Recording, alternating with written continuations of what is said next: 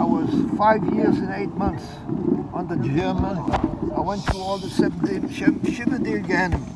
I was in the concentration camps, in the ghettos, and I was beating, I was starving, I was at the death march, in the death transport.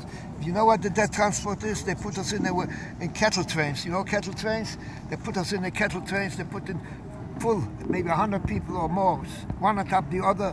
They closed up the doors, we didn't know where we were going. We didn't know there was no light, there was nothing. There was no sanitation, nothing. We were there day and night, going for a period of time, we don't know how long. And a lot of people died there. A lot of people were sick, got sick.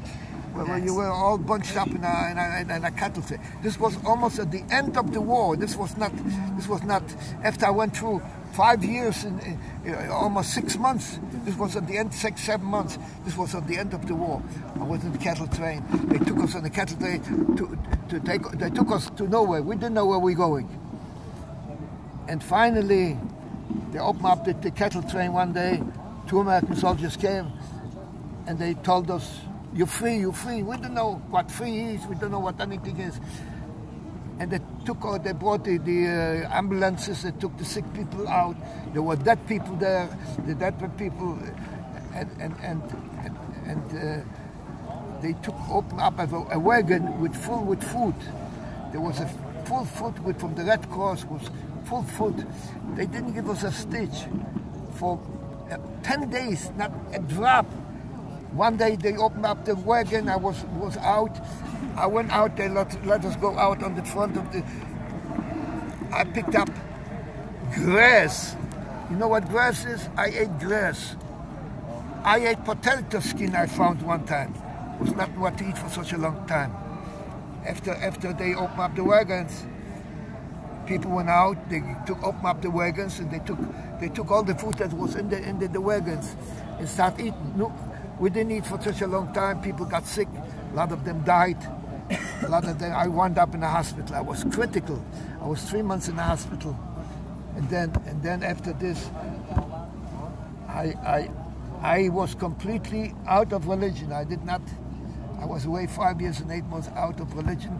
At Pines, I was near the Klausenberg Rebbe, Zochain Lebruche, and he got his boys there to take me in and to talk to me and to bring me up. And this is why I came back to religion. Any questions? How old were you? We see your numbers. When the war broke up, 12 years I was old. And I was 17, almost 18 years when the war broke. And I was 5 years and 8 months under the Germans. Can we see your numbers? Yeah, here's my number. 184805. Shem Havaya. Yudke Vufke is here. 26. You're the only survivor of I'm the only survivor of my whole family. Where'd you live? Very few of my town. After the war, I found 5 of my friends from the same town. But all of them away from religion. None of them got religion. I'm the only one, a Pines, that I survived with religion. Where did you live before the war? I lived in Auschwitz. Before the war was called Auschwitz. I lived about a kilometer away from the camps before the war. Then they sent us away to ghettos. How old were you? 12 years when the war broke out. Did you ever feel like one day it's done and there's no point in fighting longer? Good question. We have absolutely nothing in our mind that will ever liberate it. Our only I don't say lahavdil, but our piece of bread was that what it was. Was so, bread was so, food was so, we were starved, it's not a week or 2 days, it's months, it's years. We were so we got every day have a bread. This was, like today, I don't know what you would call it. People were dying from starvation, working hard every day, all day, and beating a lot of people. They were hanging they hung a lot of people on the gallows. A lot of people were beaten to death. It's a whole story. It's plenty to tell. Okay, Rabbi, say anything else? Here, bracha. Okay. Rabbi, say something stark. Toy didn't work with Nachas, and he said, I get the Panosa. Amen. Yeah, bracha, everyone. Everyone go individually. Go individually. Some Rebbe said Some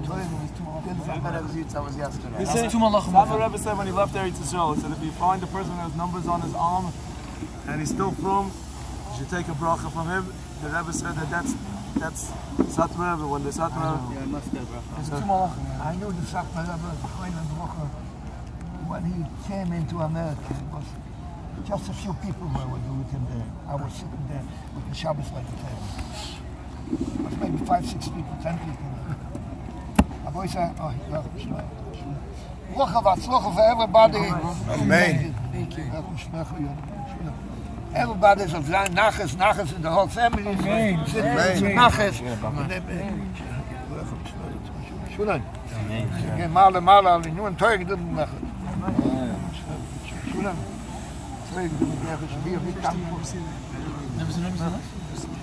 I never saw her.